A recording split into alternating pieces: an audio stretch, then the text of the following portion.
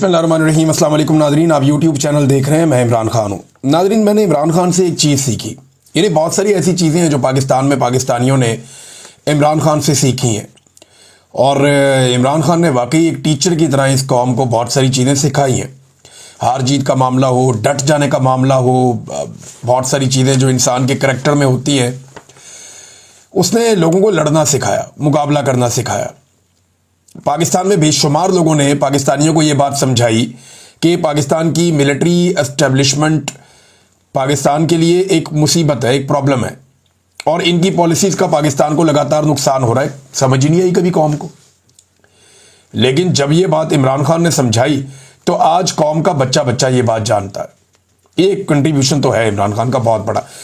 मैंने उनसे एक चीज़ सीखी, इमरान खान साहब से, कि मैं ये सोचता था वो एक बात बार बार क्यों करते हैं, बार बार क्यों करते हैं, बार बार क्यों करते हैं। बहुत सारे लोग तनकीद करते थे, एक ही तकरीर है, इमरान खान बार बार करता है, वही बातें बार बार रिपीट करता है, वो क्यों बार बार वही बात करते चले जाते हैं, करते चले जाते हैं। तो मैंने इससे सीखा कि इमरान खान ने वो बातें इतनी मर्तबा की कि वो लोगों को जुबानी याद हो गई। उन्होंने लोगों को नजरिया दे दिया, बार बार बता बता के। अवेयरनेस देने का ये एक तरीका था, लोगों को फार्मूला याद करवाने का एक तरीका था। और जो सच होता है ना, वो बदलता नहीं है, वो वही रहता है। जिस आदमी ने कहानियां सुनानी हो, कभी ये सुना दे, कभी ये सुना दे, कभी वो सुना दे। जिसने सच बोलना होता है ना, उसके बाद एक ही बात होती है, सीधी सीधी। तो इमरान खान वही बात अपनी करता था, और आज कौम को वो बात याद है। तो बाद औक़ात आपको लगता होगा मेरे वीलॉग के अंदर चीज़ें और बातें कभी कभी रिपीट हो जाती हैं।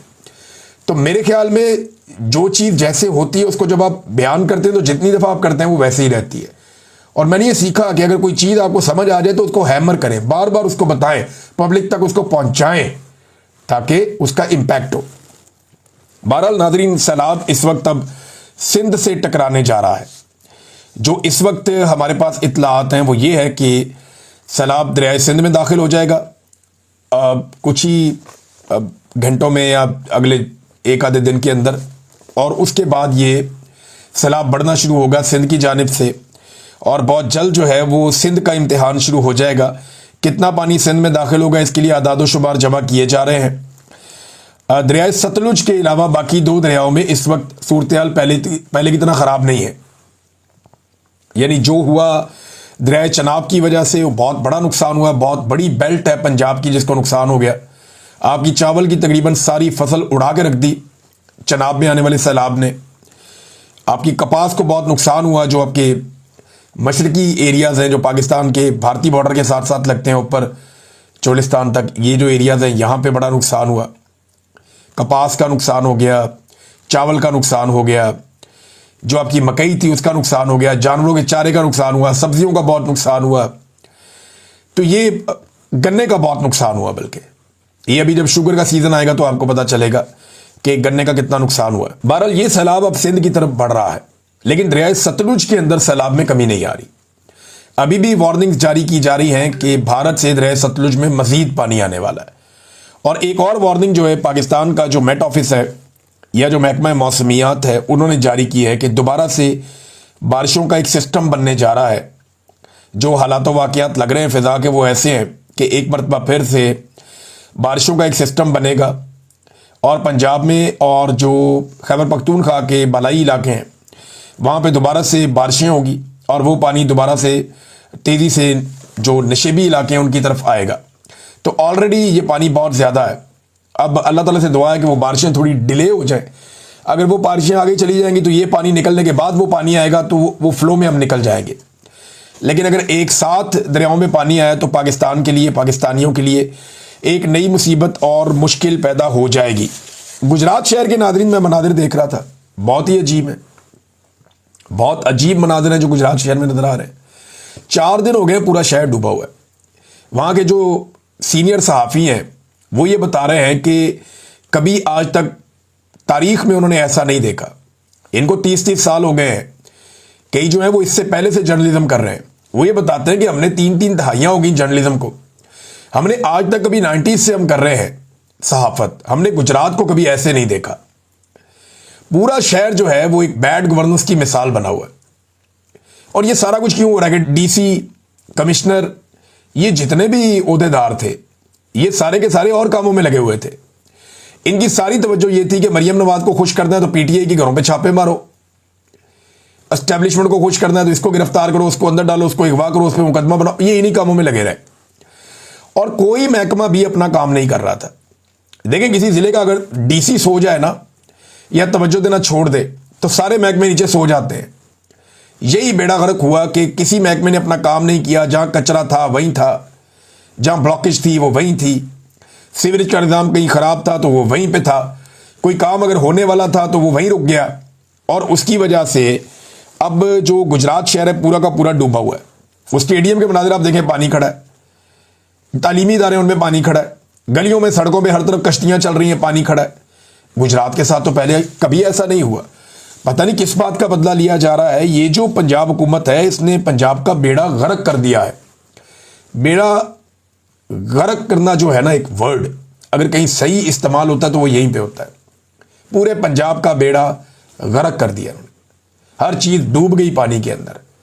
ये इनकी काबिलियत। आज 4 दिन के बाद भी वहां कश्तियां ही चल रही हैं और ये बारिश का पानी है, कोई सैलाब नहीं आया कि पीछे से पानी दरियाओं का निकल के आ गया, नहीं, बारिश का पानी है, लेकिन निकालने का सिस्टम ही कोई नहीं है। अब कह रहे हैं जी अगले 18 घंटे में 20 घंटे में निकल जाएगा। भाई 4 दिन से आपने निकला। मरियम नवाज ने वहां पे दौरा किया, मरियम नवाज को मामू बना के वापस भेज दिया उन्होंने, ब्यूरोक्रेसी ने। वो उनका सिर्फ ये जिम्मेदारी है कि 4 अच्छे टिकटॉक बन जाए मरियम नवाज के, वो राजी हो जाती हैं। अवाम मर रही है, परेशान है, अवाम के हालात बहुत बुरे हैं, कोई फर्क नहीं पड़ता। 4 टिकटॉक आप अच्छे बना दें, मरियम नवाज उस ब्यूरोक्रेट से बहुत खुश होती हैं जहां पे टिकटॉक ज्यादा अच्छे बनते हैं। तो ब्यूरोक्रेट को मेरा मशवरा, अगर मरियम नवाज को खुश रखना है, बच्चे जमा करें मासूम शक्लों वाले और गरीब दिखने चाहिए। औरतें जमा करें जो रोना शुरू हो जाए मरियम नवाज को देखकर और वो गले लगें और वो रोएं, इस तरह की औरतें जमा करें। कुछ ऐसे गरीब लोग जमा करें जो आंसू बहाएं और मरियम नवाज के सामने सर झुका के नीचे आंखें करके रहें और उनके साथ वो खड़ी होकर बातें करें। और थोड़ा सा रेस्क्यू का एक थोड़ा सा डेमोन्स्ट्रेशन आपने देना, तो ये ब्यूरोक्रेट मौज करेगा मरियम नवाज के दौर में, क्योंकि ये वो सारे एलिमेंट हैं जिनसे टिकटॉक बहुत अच्छा बनता है और ये टिकटॉक बनाने पे ही लगे हुए हैं सारे के सारे। ये देखें ना, अभी तस्वीर आपको मैं दिखाता हूं, ये तस्वीर देखें आप, ये कैसी शानदार तस्वीर है। इसमें ये कैमरामैन लेट लेट के अपनी ड्यूटी कर रहा है। मरियम नवाज साहिबा को औरतों और बच्चों के बीच में बैठाया गया है और कैमरामैन जो है वो एक गद्दे के ऊपर लेट के पीछे की तरफ वहां से एंगल बना के मरियम नवाज की कवरेज कर रहा है और मरियम नवाज का चेहरा दूसरी तरफ रखा है ताकि लगे कि नेचुरल है, कि मरियम नवाज तो उधर देख ही नहीं रही थी, वो कहीं और देख रही थी, तो अचानक से मरियम नवाज की वीडियो बन गई। ये है टिकटॉक बनाने का असली तरीका। कैमरामैन बेचारे वो जूतों समेत चढ़े हुए हैं बिस्तरों के ऊपर, मरियम नवाज नंगे पांव है क्योंकि उनका टिकटॉक बन रहा है। कैमरामैन जो है वो नहीं बिस्तरों पे, जूतों समेत है और जमीन पे लेटा हुआ पीछे की तरफ और वीडियो बना रहा है। 4-4 कैमरे लेके ये घुस जाती हैं खैमों के अंदर। 7 इनके जो है वो इनकी टीम भी होती है और टिकटॉक्स बन रहे हैं, धड़ाधड़ बन रहे हैं। पता नहीं किस बात का फोबिया है, किस बात की परेशानी है, कुछ ज़हनी मर्ज है, मेरी समझ से बाहर है। ये कोई एहसास कमतरी है जो पूरी कौम इसकी सजा भुगत रही है। ये एक तस्वीर के अंदर सारी कहानी है। ये आप दुनिया के किसी भी जी शऊर शख्स को दिखाएंगे तो वो बंदा सर पकड़ के बैठ जाएगा तो भाई वाकई इसको हुक्मरान बना दिया है। लेकिन बना दिया भाई अगलों ने, बनाने वालों ने।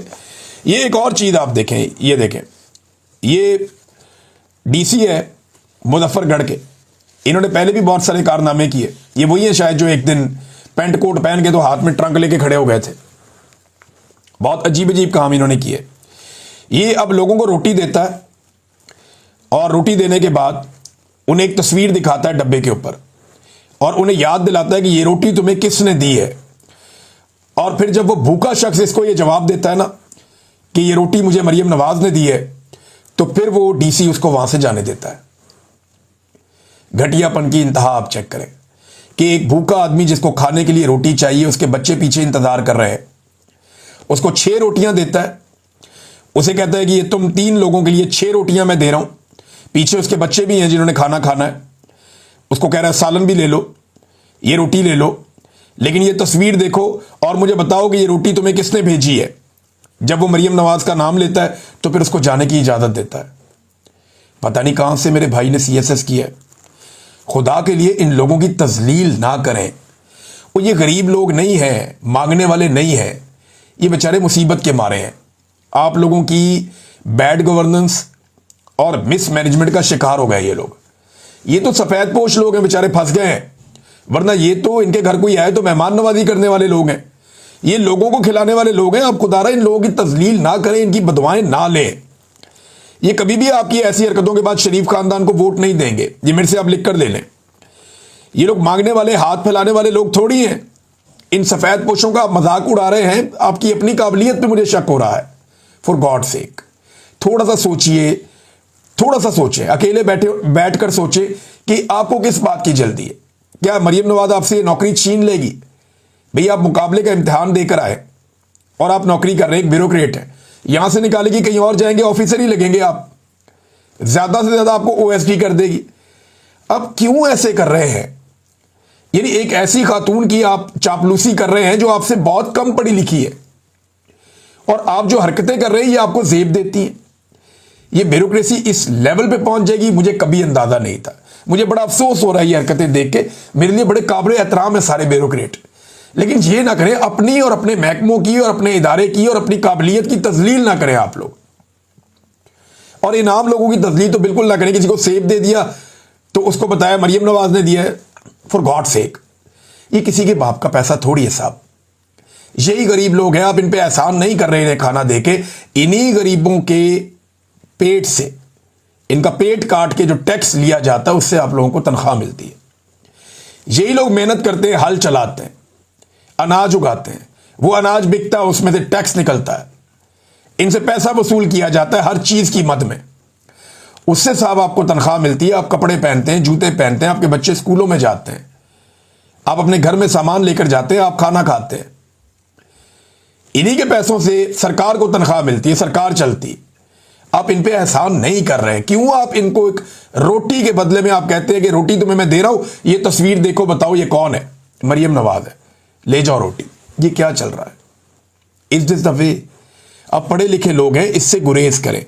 अगर एक कुछ टिकटॉकड़ियां अगर पागल हो गई हैं और उनका दिमाग इस तरफ चल पड़ा है, तो आप लोग तो कम से कम होश करें और होश के नाखून लें। इतना बड़ा डिजास्टर है, उससे निकलने के लिए सबको कोशिश करनी पड़ेगी। हम भी अपने तौर पे कोशिश कर रहे हैं। बल्कि मैंने इस वीलॉग में याद दिला दूं, मैं दोबारा से, जो ब्रेडफोर्ड में हमारे पाकिस्तानी रहते हैं या उसकी सराउंडिंग में आसपास के शहरों में, वो शाम पहुंच जाए जी 5:30 बजे।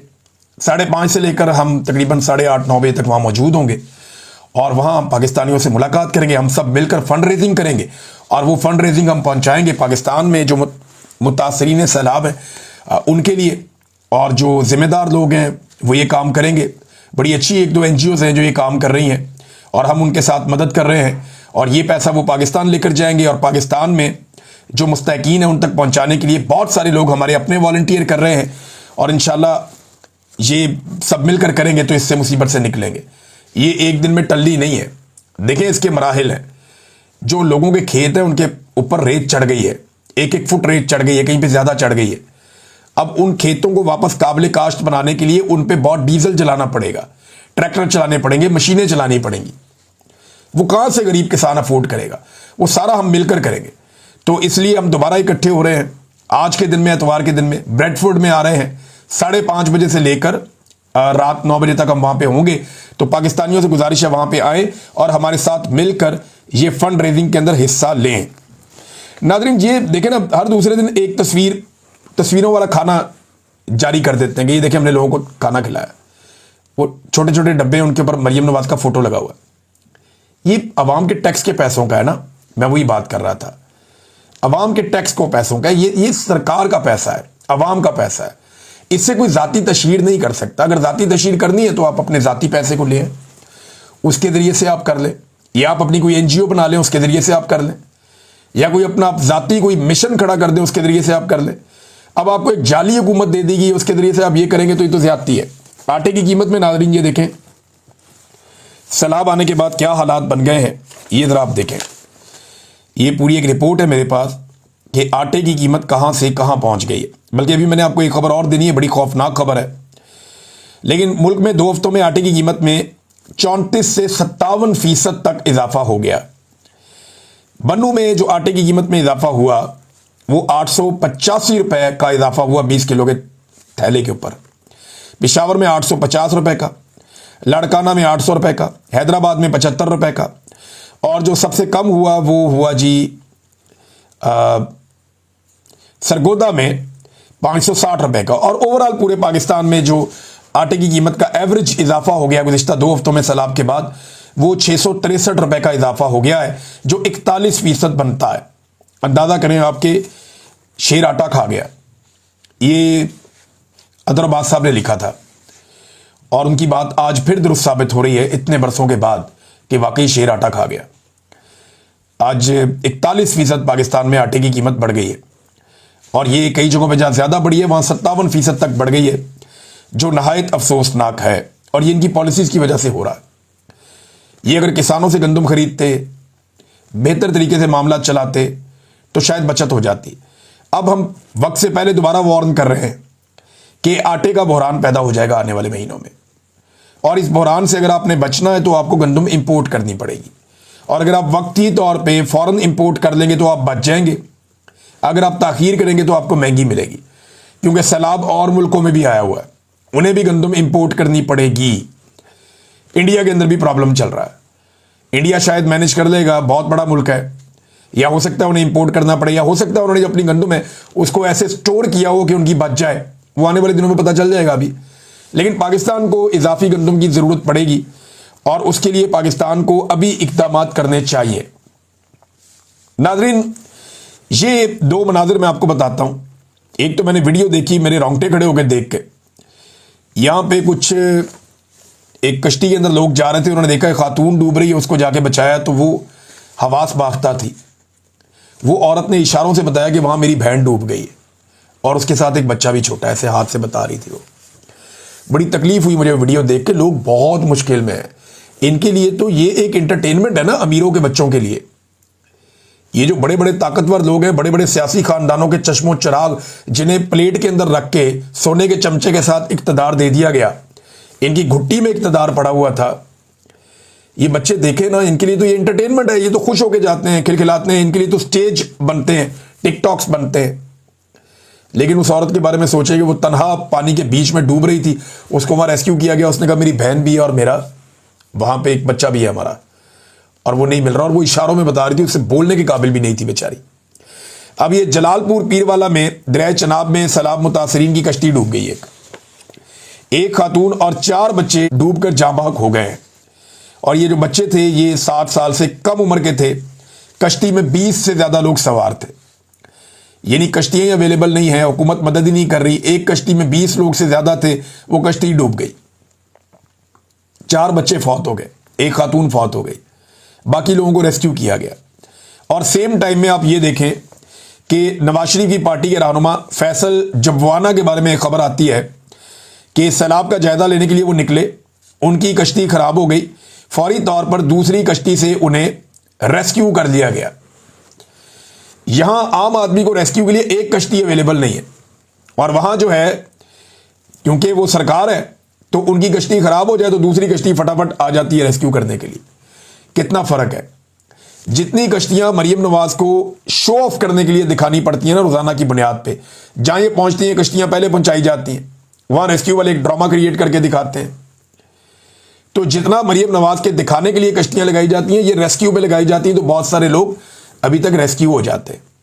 लेकिन बदकिस्मती है पाकिस्तान की।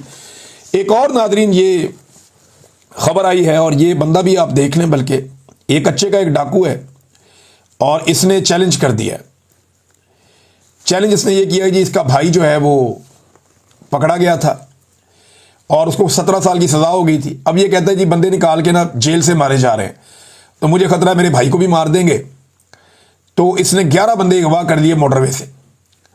अब ये वीडियो वायरल हो गई है। वो कहता है जी मैं बंदे तब छोड़ूंगा मेरे भाई को छोड़ोगे, और चैलेंज कर रहा है सरेआम। ये वीडियो एक आई हुई है, देख लें आप।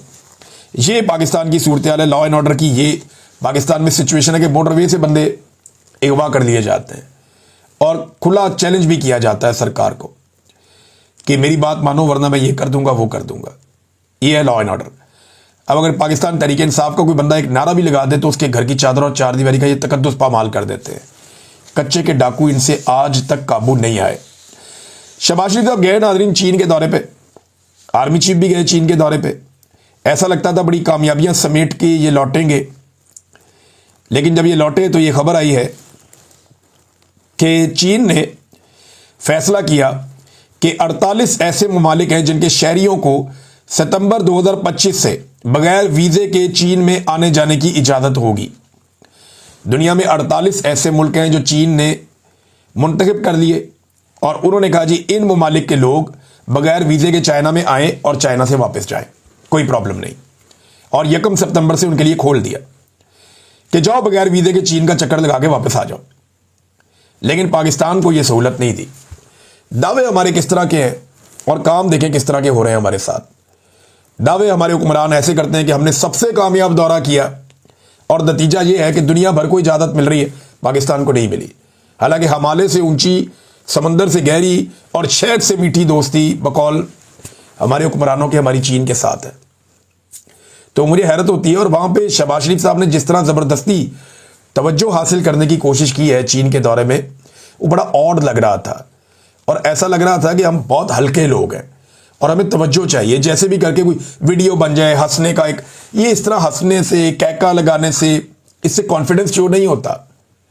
इससे लोग आपको हल्का समझते हैं और बहुत ही हल्के लोग हैं, ये एटमी कुव्वत कैसे बन गए, बहुत ही हल्के लोग हैं, ये तो डिजर्व ही नहीं करते। तो आपका ये इंप्रेशन बनता है। एक हुक्मरान जो है उसका एक डेकोरम होता है, उसकी एक सेल्फ रिस्पेक्ट होती है, लेकिन चंद तस्वीरों और वीडियोस के चक्कर में इन्होंने वो भी गवा दी अपनी। तो ये उससे बाहर ही नहीं निकल रहे इमरान खान के फोबिया से। इनकी आधी जिंदगियां गुजर गई इमरान खान से लड़ते हुए, बाकी आधी जिंदगियां इनकी गुजर जाएंगी इमरान खान जैसा बनने के चक्कर में, उसकी नकल उतारते हुए। और यही असल बात है। अब तक के लिए इतना ही। अपना ख्याल रखिएगा, अपने चैनल का भी। अल्लाह हाफ़िज़।